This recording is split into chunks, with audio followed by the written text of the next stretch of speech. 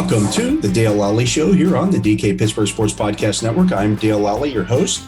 And, the Steelers got through another practice today on a Wednesday. That means they're 3 weeks into practices here at St. Vincent College. And there are still people out there, surprisingly enough, who don't think that Mitch Trubisky, or think that this is some kind of quarterback competition between Mitch Trubisky, Mason Rudolph, and Kenny Pickett to be the starting quarterback of the Pittsburgh Steelers. I talked a little bit about it yesterday, but I keep seeing national stories come up about this. Mitch Trubisky pulling ahead in the Steelers quarterback competition and things of that nature.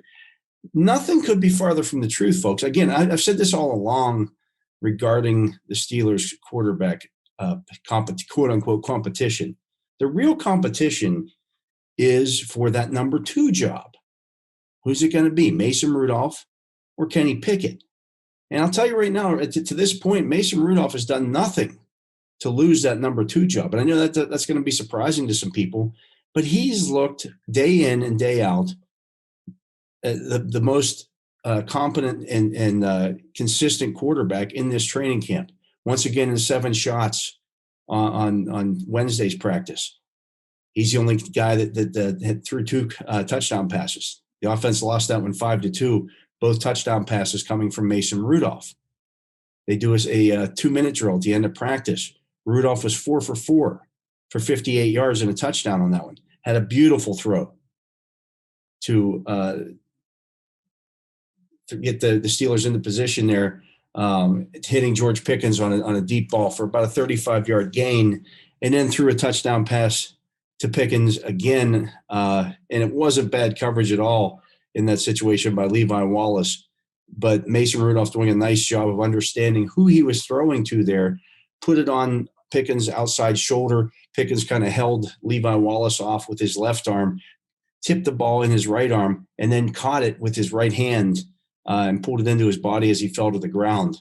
I mean, it was just a special play by George Pickens, but it was made because Mason Rudolph understood who he was throwing the ball to in that situation.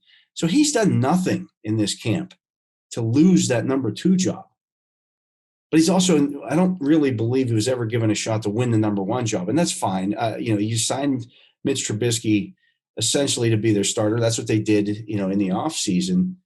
Kenny Pickett's the future potentially at that position. But it's been Mitch Trubisky's job all along. The only question was, could Kenny Pickett be ready in time to be the number 2 for the start of this season? And I don't think that's going to be the case. And it's not, not because Pickett hasn't looked good, and he has at times. He also threw a touchdown pass in a 2-minute drill, hitting Steven Sims on a post that was a well-thrown football. But it's because Mason Rudolph hasn't lost the job. And that's not a bad thing because, people who've wanted Mason, as soon as the Steelers drafted Kenny Pickett, they got to get rid of Mason. They got to get rid of Mason Rudolph. Don't you remember the 2019 season when the Steelers used 3 quarterbacks? If something were to happen early in this season to Mitch Trubisky, it's probably going to be Mason Rudolph taking over. Now, if that's later in the season and Pickens has had a little more time to acclimate himself to the NFL, then maybe you turn things over to Kenny Pickett. But it's not going to be from the get-go. You don't want to go into the season with 2 rookie backups behind a guy who's never played for you before. That's a recipe for disaster. And the Steelers just aren't going to set themselves up that way. They just don't do that. They just won't because they feel like they can compete this year. Now, whether that's realistic or not, that remains to be seen. But they certainly feel that way, and they're setting this team up to try to compete in 2022. They want to win as many games as possible this season. That's the way they do things. And if Mitch Trubisky is a league average quarterback with this defense, I think they can be pretty good. I think they can win 9 or 10 games. And then you go into the playoffs and you see what happens. You never know. All you got to do is get hot at the right time. But you don't do that by trading Mason Rudolph. That's a tough sell to the rest of the guys in that room, if you ask me. Yeah, we're going to go with the rookie as the backup here because he's been that good. He's been okay. People overreact to every throw that Kenny Pickett makes. There was a play today in practice.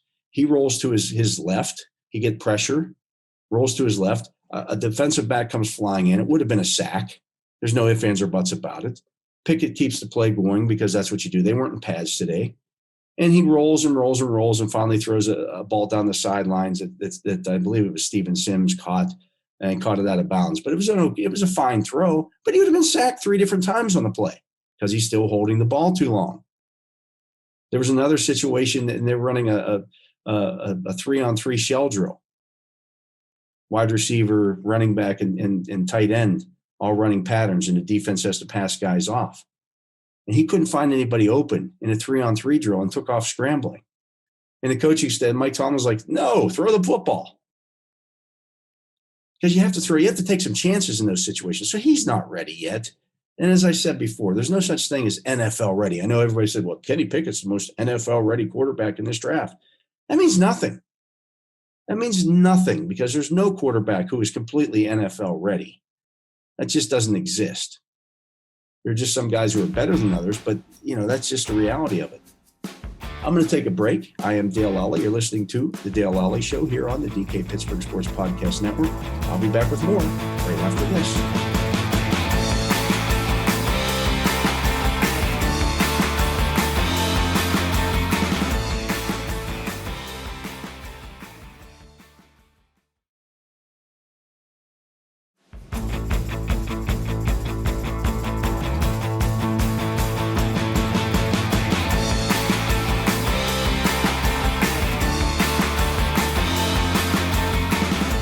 Welcome back. I am Dale Lolley here on the Dale Lolley Show, and mentioned George Pickens in the previous segment.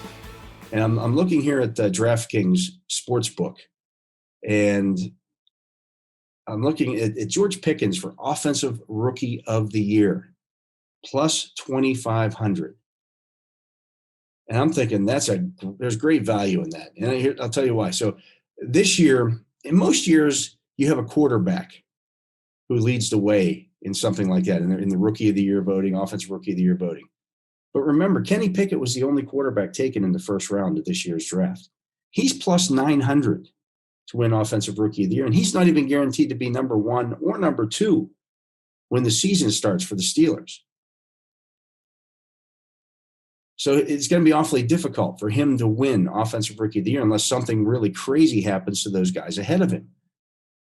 Okay, so if it's not going to be a quarterback, and none of the other rookie quarterbacks are in a spot where they might be listed as a starter, or even, some of them, a couple of them are the primary backups, but none of them are slated to start this year. So then you got to start looking at some of the other guys who might be able to win that award. I think Breece Hall with the Jets has a good chance to running back. Looks like he's going to be an every down back for the New York Jets. He's plus 750. Not great value there, not when you compare it to the George Pickens at plus 2,500. Chris Olave with the Saints at wide receiver. That's fine. But kind of like George Pickens, he's got some other guys there. They got Jarvis Landry. They got Michael Thomas. Is he going to be the number 2 or the number 3 receiver there? Are they going to throw the ball enough for Chris Olave to win Offensive Rookie of the Year? I don't know about that. Drake London at plus 900 isn't a bad bet. He's certainly going to start, and he might be Atlanta's number 1 wide receiver. Now, they've also got Kyle Pitts, who's going to be their true number 1 receiver, but he's a tight end. So really, London's their number 2. So that's not a bad spot for him at plus 900. Then you get George Pickens all the way down there at plus 2,500. And we've just seen him make play after play after play in this training camp. And after a while, you start to say, this guy's pretty good. I mean, some of the catches that he had today, the one-handed catch in the end zone to finish off that 2-minute drill, I've been doing this a long time. I haven't seen many guys make that catch. The Steelers are going to use this kid. They're going to find ways to get him on the field and use him. I don't care if he's listed as number 2 or number 3 or whatever he's listed as. He's going to play and play a lot. He might be the most talented rookie wide receiver I've seen in 29 years of covering the Pittsburgh Steelers. That's high praise. I don't just throw that around willy-nilly. The kid's that good. The body control, the size, the speed. You see it every time he steps on the field, and he's got that attitude. Now, we don't want to put the cart before the horse, but obviously, he's got Deontay Johnson there with him. He's got Chase Claypool with him. Pat Freiermuth's going to get his catches as well. but Pickens could really make an impact on this team. It could be a Jamar Chase-like impact for the Pittsburgh Steelers. I think they stole him in the second round of this year's draft. It's almost like getting a second first-round draft pick. So while Kenny Pickett was the first-round draft pick, really, when you look at this, it's very much like when the Steelers drafted Stephon Tuitt in the second round in 2014. They almost got 2 first-round draft picks that year with Stephon Tuitt and Ryan Shazier. They kind of did the same thing this year with George Pickens and Kenny Pickett. Now, it might take Pickett a little while to play, and that's fine. He's a quarterback. You don't want to rush that. But Pickens is going to make an immediate impact for the Pittsburgh Steelers. And at plus 2,500 on DraftKings, I would put a few shekels on that to win Offensive Rookie of the Year. A $5 bet wins you $130. That's pretty good odds for a guy who has a legitimate shot to win Offensive Rookie of the Year. That's going to do it for today's Dale Lolley Show here on the DK Pittsburgh Sports Podcast Network. You can listen to all of our shows here. Give us a like. Leave some comments and things in the mentions there. We always like to hear feedback from everybody that listens. You can listen to our shows on the Penguins, the Pirates, of course, the Steelers. And, we also do Pitt and Penn State as well. Lots of stuff, lots of content every day, lots of great content on dkpittsburghsports.com as well.